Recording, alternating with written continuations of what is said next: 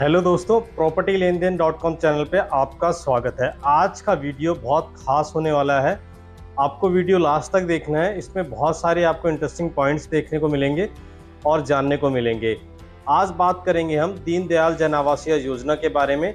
Present में दीनदयाल जन आवास योजना में क्या चेंज आया है, पहले दीनदयाल जन आवास योजना जिसे हम डीडीजे भी कह देते हैं, उसमें क्या प्रोविजन थे और अब उसमें क्या बदलाव आया, हम दोनों पे बात करेंगे क्योंकि ये दोनों ही चीजें आपको प्रभावित करती हैं। दोनों ही चीजों से आपका सरोकार है। शुरुआत हम कर लेते हैं दीनदयाल जन आवास योजना में जो अपडेट आया उसके पहले से। आप में से ज्यादातर लोगों को पता ही होगा, आजकल एक फैशन चला हुआ है। दीनदयाल जन आवास योजना के तहत फ्लोर्स लाए जा रहे हैं। ये योजना लाई तो गई थी अफोर्डेबल हाउसिंग के लिए, बट बिल्डर ने इस पे लग्जरी फ्लोर्स के नाम पे काफी महंगे महंगे प्रोजेक्ट बनाने बेचने शुरू कर दिए हैं। हम यहाँ पे नाम लेंगे सबका जिन जिन ने दीनदयाल जन आवास योजना के तहत लो राइज फ्लोर लेकर आए हैं, चाहे वो डीएलएफ हो, चाहे उसमें सिग्नेचर ग्लोबल हो, चाहे उसमें आपका व्हाइट लैंड हो। ये इसके अलावा और भी बहुत सारे ऐसे बिल्डर हैं जो दीनदयाल जन आवास योजना के तहत अपने लो राइज फ्लोर लेकर आए हैं, जिसमें मैक्सिमम 180 गज का प्लॉट होता है, जिसपे स्टिल्ट पे पार्किंग दी जाती है और ऊपर 4 फ्लोर बनाकर अलग अलग रजिस्ट्री करके वो फ्लोर बेचे जाते हैं। आपको पता ही होगा, ज्यादातर इस तरह के जो फ्लोर्स हैं वो गुड़गांव दूसरे शहरों में भी हरियाणा के बेचे जा रहे हैं। मेरा ऐसा मानना है, हो सकता है मैं गलत भी हो सकता हूँ, जितने भी लोग ये वीडियो देख रहे हैं उसमें से 10% ही ऐसे लोग होंगे जिन्होंने दीनदयाल जन आवास योजना के बारे में पूरे अच्छे से पढ़ा हो। क्या आपको पता है दीनदयाल जन आवास योजना में 5 एकड़ से लेकर 15 एकड़ के बीच में लाइसेंस मिलता है प्लॉटिंग करने के लिए या फ्लोर बनाने के लिए। फिर उसको एक्सटेंशन करके बढ़ाया भी जा सकता है और उसको 15 एकड़ से कम 5 एकड़ तक का भी आप ले सकते हैं लाइसेंस उसमें। आपको इस बात की जानकारी है क्या, जब कोई दीनदयाल जन आवास योजना के तहत कोई प्रोजेक्ट आता है, चाहे वो प्रोजेक्ट प्लॉटिंग का हो चाहे वो फ्लोर का हो, उस पूरे प्रोजेक्ट का 10% जो लैंड होता है वो गवर्नमेंट को देना होता है। वो गवर्नमेंट अपने पास रखती है। वो गवर्नमेंट अपने पास किस लिए रखती है? वो गवर्नमेंट अपने पास इसलिए रखती है ताकि उस पर वो कम्युनिटी जो सर्विसेज है, कम्युनिटी जो फैसिलिटीज है, वो वहाँ डेवलप कर सके। अब आप चेक करके मुझे ये बताएंगे कि जिन जिन लोगों ने प्लॉट खरीदे हैं दीनदयाल जन आवास योजना के तहत या जिन्होंने फ्लोर खरीदे हैं, उनके प्रोजेक्ट में गवर्नमेंट ने अब तक उस लैंड पे क्या कुछ बनाया है या नहीं बनाया है, जो लैंड गवर्नमेंट को दी जाती है बिल्डर की तरफ से। मान के चले XYZ कोई प्रोजेक्ट है और वो 10 एकड़ का दीनदयाल जन आवास योजना के तहत प्रोजेक्ट आया है लो राइज फ्लोर का, तो उसमें 1 एकड़ जो लैंड है वो गवर्नमेंट को देनी होती है। बट अब इसमें चेंज आ गया है। क्या चेंज आया है वो हम जानेंगे आगे वीडियो में, लेकिन जब तक चेंज नहीं आया था उससे पहले क्या घालमेल हो रहा था, आपके साथ क्या गड़बड़ हो सकती है या हुई होगी, वो आप जान लीजिए। वो भी आपके लिए जानना बहुत जरूरी है। मुझे ऐसा पता लगा है, मैं सारे बिल्डर्स के लिए ऐसा नहीं कह रहा हूँ, मुझे पता लगा है कुछ बिल्डर्स ने दीनदयाल जन आवास योजना के तहत जो प्लॉट है या फ्लोर जो बेचे हैं, वो जो गवर्नमेंट का लैंड होता है, गवर्नमेंट के लिए जो दिया होता है, जिसपे बिल्डर कुछ नहीं कर सकता, उसको पार्क दिखाकर PLC लेकर वो फ्लोर और वो प्लॉट बेचे गए हैं। कुछ बिल्डर ने ये गड़बड़ी करी है। ये अब आपका काम है, आपको चेक करना होगा क्या आपके साथ ऐसी गड़बड़ी तो नहीं हुई है। अगर आपके साथ ऐसी गड़बड़ी नहीं हुई है तो बहुत अच्छी बात है।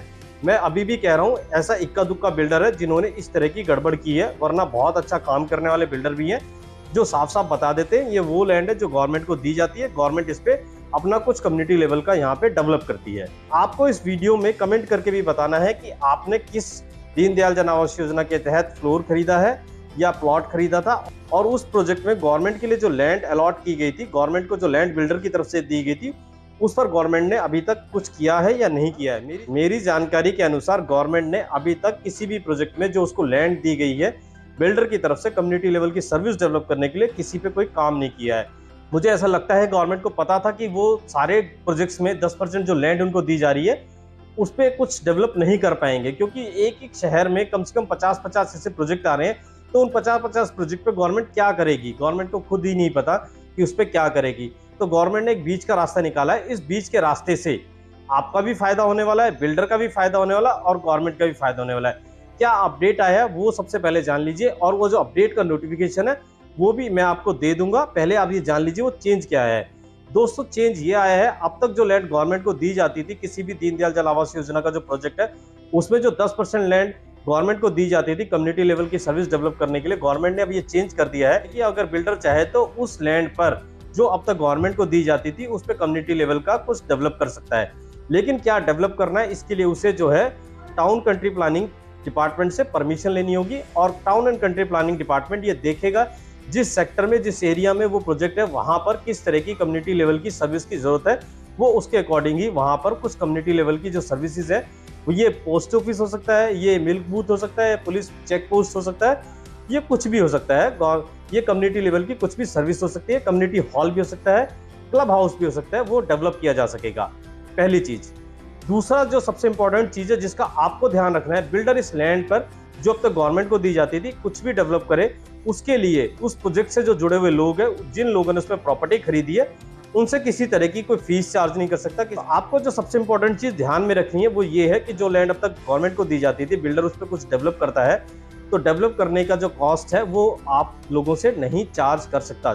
जी हाँ दोस्तों, आपके प्रोजेक्ट में अगर कुछ बनाता है बिल्डर उस लैंड पर जो अब तक गवर्नमेंट को दी जाती थी, तो उसके लिए आपसे किसी तरह का कोई चार्ज नहीं लेगा, और साथ में ऐसा कुछ भी डेवलप नहीं करेगा कि उससे प्रॉफिट अर्न करे। मान लीजिए कोई क्लब हाउस डेवलप करता है तो क्लब हाउस के लिए आपके ऊपर कोई फीस नहीं लगाएगा, आपके ऊपर कोई शुल्क नहीं लगाएगा, आपके ऊपर कोई चार्ज नहीं लगाएगा। अगर वो ऐसा करता है तो ये पॉलिसी का वायलेशन माना जाएगा। सेकंड चीज इसमें इंपॉर्टेंट ये है कि उस लैंड को वो थर्ड पार्टी को बेच सकता है builder, country and town planning के कंसेंट से। अगर थर्ड पार्टी को बेचता भी है तो भी उस पर थर्ड पार्टी डेवलप तो कर सकती है, लेकिन किसी तरह का कोई चार्ज नहीं लगाएगी। इसी तरह अगर बिल्डर वहां पर कुछ डेवलप करके देता है, कोई क्लब हाउस, कोई कम्युनिटी सेंटर, तो वो उसको उस प्रोजेक्ट की जो RW है उसको भी ट्रांसफर कर सकता है, बट वो ट्रांसफर करेगा town and country planning department की कंसेंट से। तो ऐसा भी हो सकता है कि वहां पे वो कोई क्लब हाउस बना दे या कोई कम्युनिटी सेंटर बना दे और उसको वहां की जो RW है वो उसको ट्रांसफर कर दे, वो उसको रन करे। ये है। और इसमें कुछ इंपॉर्टेंट चीजें और भी हैं।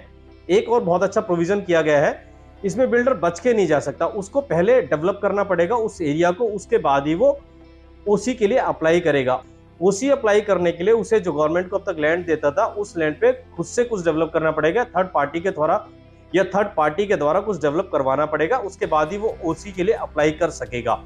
गवर्नमेंट जब सेटिस्फाइड हो जाएगी, हाँ जो लैंड अब तक गवर्नमेंट को दी जाती थी 10%, उस लैंड पे बिल्डर ने कुछ बना दिया है, कुछ ऐसा कर दिया है जो वहाँ की कम्युनिटी के लोगों को काम आ सकता है, वहाँ के कम्युनिटी के लोगों के काम आ सकता है, उनकी सुविधा बढ़ सकती है, उसके बाद ही गवर्नमेंट की तरफ से उसे ओसी दिया जाएगा। तो आपके लिए, गवर्नमेंट के लिए और बिल्डर के लिए, तीनों के लिए ये फायदा हो गया। आपके लिए फायदा कैसे है? आपके लिए फायदा ऐसे है, पहले मान लीजिए आप 10 एकड़ के कोई प्रोजेक्ट में इन्वेस्टमेंट करते थे, कोई फ्लोर खरीदते, कोई प्लॉट खरीदते थे, अब तक वो 1 एकड़ लैंड बैरन पड़ा हुआ था, खराब पड़ा हुआ था, उसका कोई यूज नहीं हो रहा था। बट बिल्डर अब उस पर और ज्यादा कुछ ना कुछ फैसिलिटी ला सकता है, कुछ ना कुछ वहां पे डेवलप कर सकता है, तो इससे फायदा आपका ही होगा। आपका फायदा तो हो गया, अब बिल्डर का फायदा कुछ इस तरह से होगा, बिल्डर उस पूरी लैंड को अब बेहतर ढंग से यूज कर सकता है, अपनी जो कम्युनिटी सर्विसेज है वो उस लैंड पे दिखा सकता है जो लैंड अब तक उसको गवर्नमेंट को देनी होती थी। तो बाकी बचे हुए लैंड पे वो और ज्यादा प्लॉट ला सकता है। जी हाँ दोस्तों, बाकी बचे हुए लैंड पे प्लॉट ला सकता है और उस लैंड पे वो चाहे तो कुछ कम्युनिटी लेवल के नाम पे क्लब हाउस भी बना सकता है या दूसरी चीजें भी वहां पे डेवलप कर सकता है। इस चीज को आपको देखना होगा।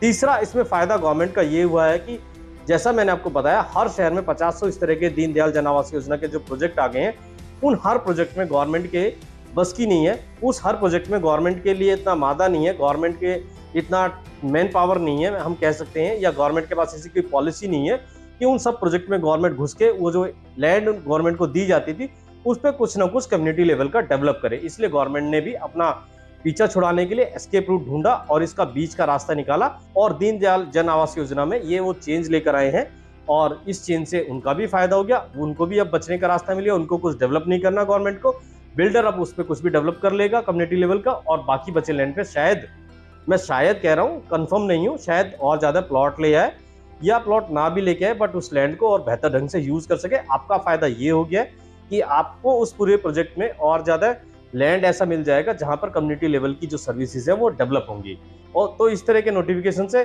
सबका फायदा होगा। ये नोटिफिकेशन अगर आपको चाहिए तो इस वीडियो के नीचे टेलीग्राम चैनल का लिंक है हमारा, आप उसको ज्वाइन कर लीजिए, आपको वो नोटिफिकेशन मिल जाएगा, वो शेयर आपके साथ कर दिया जाएगा। फ्रेंड्स, क्या मैं एक चीज और ऐड करना चाहता हूँ, हम आपके लिए कुछ बहुत सरप्राइजिंग लेके आने वाले हैं, जिसको आप देखेंगे, सुनेंगे, जानेंगे तो आपको मजा आ जाएगा।